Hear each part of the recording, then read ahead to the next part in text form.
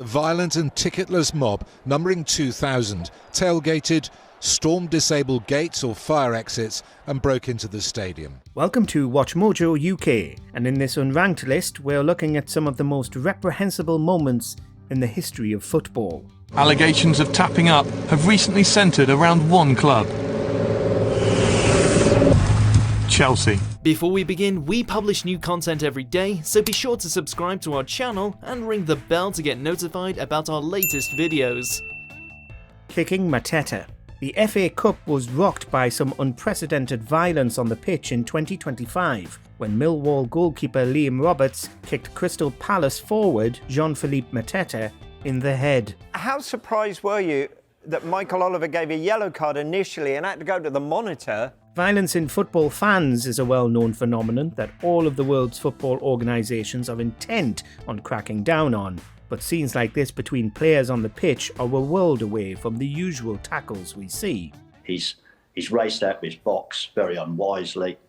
He's almost, to use Stephen's words at times, he's panicked, hasn't he? Mateta's injuries were severe, with his ear needing cosmetic surgery and 25 stitches to be repaired after the damage Roberts did. Roberts has since received a 3-match ban, eventually increased to 6 matches, while Millwall supporters were chanting "Let him die" from the stands during the incident. They always have the power to increase a ban if they feel it's warranted. The Ryan Giggs scandal. Basically, Ryan Giggs has spent an awful lot of money to ensure that he's become world famous for stuff other than football. In 2011, an anonymous footballer took out a super injunction to stop the tabloids reporting on his affair with a Big Brother contestant and beauty pageant star, but he wasn't anonymous for long. It was an open secret that Ryan Giggs was the footballer in question, and he was eventually named after somebody leaked the details of the injunction on Twitter. Well, the law is clear. There is still a court order in force which says that we can't name Ryan Giggs as the person who brought these proceedings. Though a footballer cheating on his wife isn't that big a news item, the real issue was these super injunctions themselves, and how easy it seemed to be for public figures to take them out and stop journalists from reporting on even the fact that such injunctions existed. It was MP John Hemming who used his parliamentary privilege to officially name Giggs. With about 75,000 people having named Ryan Giggs on Twitter, it's obviously impracticable to imprison them all. 2013 Matchfixing Ring. The investigators said officials and players were bribed as part of a sophisticated organised crime operation. In late 2013, newspaper investigations led to multiple arrests of people allegedly involved in match fixing in football. The ringleader in the UK seemed to be centre-back Sam Soje, who allegedly said that he could get large cash payments to footballers willing to get red cards during League One matches. So this is match-fixing activity on a scale that we've not seen before, involving hundreds of criminals and corrupted officials and players. Other people were arrested and put on trial for conspiracy to commit bribery, with 5 people in total being found guilty of the offences. Only one of the accused was cleared. But investigations also found that match fixing was rife throughout Europe, including in the Champions League, with much of it linked to shady international gambling websites. We're talking games affected, including a World Cup qualifier, European Championship qualifiers, domestic European leagues, and interestingly for England, 2 Champions League games. Wayne Rooney's affairs. We're lucky that we've both, had the strength and support of each other and people around us. From Ryan Giggs to Wayne Rooney, Rooney is even more widely known for his scandalous life off the pitch than Giggsy. The first scandal that attached itself to him involved a grandmother named Patricia Tiernan, though Tiernan has always denied that she was a sex worker at the brothel Rooney had visited and that they'd slept together, though she did see him there while working at the reception. The person responsible for Colleen being judged was Wayne Rooney. He did what he did. Later, he was linked more than once to another lady of the night, Jennifer Thompson, including one incident where it was alleged he'd paid for a 3-way. He was done for drink driving with another woman in 2017 and has been spotted in suspicious circumstances with many more. Somehow, Colleen has forgiven him every time. Have you forgiven him? I wouldn't be standing here if I hadn't forgiven him.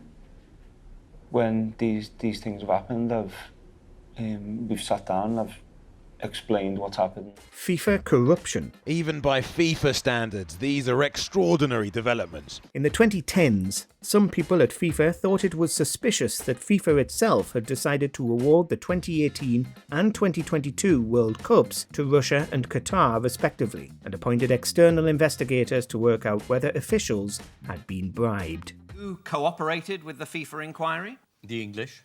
Yes, no one except the English and the Australians, and definitely not the Russians or the Qataris. Russia responded by claiming every computer used in the World Cup bidding process had been destroyed, while Qatar was found to have paid someone to secure at least one vote, though this was dismissed because it was only one vote out of the 13 needed. It was simply that the Russians were unable to provide more than a few documents from the bidding process because the computers they used during their bid had been leased, they were returned and subsequently destroyed by their original. Just when you thought it couldn't get any worse, in 2024 it was announced that Saudi Arabia had been awarded the 2034 competition.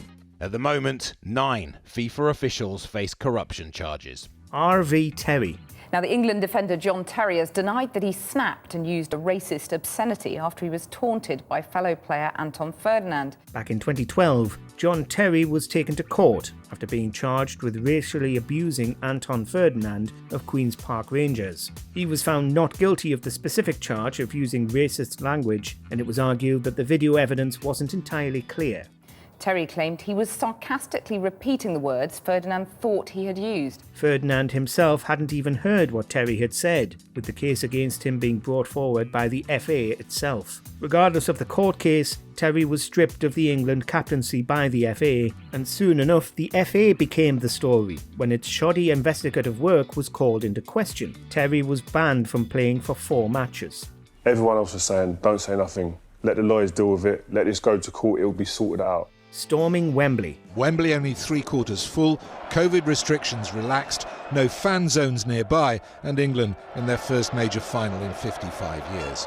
In 2021, England got all the way to the delayed finals of the 2020 Euros against Italy, and what followed was one of the darkest recent days in European football. A violent minority of England supporters who turned up on the day without buying tickets were so desperate to get into the stands that they broke down barriers, stormed the stadium, and overwhelmed security. I was horrified. The scenes of disorder were horrific. These groups were already violent before the match began, causing chaos throughout London before attacking the fans who had bought tickets and attended normally. But the situation got even worse after the match. It's not about being a football fan or anything like that. It's getting what you can for free. It's preying on the weak, if you like. With England ultimately losing on penalties, the violence escalated even more, and the players who took those penalties were ruthlessly harassed with death threats and slurs. English football corruption. Tapping up would normally work by a covert meeting being arranged between an agent and a player, or a club official and a player. In 2006, Panorama led an investigation into corruption in English football, investigating a slew of high-profile managers and executives, including the Apprentice's Baroness Karen Brady, who was arrested and questioned but never charged with anything. Specifically, club officials were alleged to be trying to bribe players into transferring to other teams and conspiring to tap them up, and many were filmed by Panorama as part of the investigation. Tonight, Peter was touting an England junior international from Middlesbrough called Nathan Porritt. 6 agents were ultimately charged by the FA, though many of the charges were dropped. A handful did admit it though, and the FA has certainly cracked down on these types of bribes since, as far as we know anyway. The clubs aren't supposed to meet the player, but I have Newcastle at my house. Murder of Andreas Escobar. On June 22nd in Pasadena's Rose Bowl, the U.S. won a 2-1 game in which Colombia defender Andreas Escobar accidentally kicked the ball into his own net. One of the most horrific moments in the history of football came on the 2nd of July 1994, when Colombian centre-back Andreas Escobar was murdered in a car park in the early hours of the morning. He was recognised and approached by 3 men and subsequently shot, all because he'd scored an own goal in a group stage match between Colombia and the US in that year's World Cup. The team returned home on Wednesday to anonymous threats that were carried out. The killers were caught and were sentenced to decades in prison, though they didn't serve that long. It's believed that they were cartel members who'd lost money on the match. It was a diabolical incident and national tragedy for Colombia. Escobar was commended with a statue, and his charitable legacy lives on. It was at 3:30 a.m. in front of this restaurant. 27-year-old Andreas Escobar got into his car. He was surrounded and shot 12 times. The Sun reports on Hillsborough. I was at the match yesterday and saw firsthand the tragedy before my eyes. The behaviour of South Yorkshire Police at Hillsborough Stadium that day was appalling and led directly to the overcrowding of the pen, with 6 people finally being charged for the disaster in 2017 after multiple inquiries. Senior South Yorkshire officers, in the absence of their own chief constable, declined to discuss the policing of yesterday's match and left at once. But something else happened in the aftermath of Hillsborough, something that led to the entire city of Liverpool refusing to buy copies of The Sun to this day. The Sun published a front page titled "The Truth," full of slander, blaming Liverpool supporters for the violence and making outrageous false claims about the behaviour of fans who, in reality, were trying to save as many people from the stands as they could. Among those who died on soccer's blackest day were many lifelong Liverpool fans. Let us know which sporting tragedies affected you the most. The crowds have been making their way to Hillsborough again today, many fewer and in an altogether different mood from that of yesterday afternoon.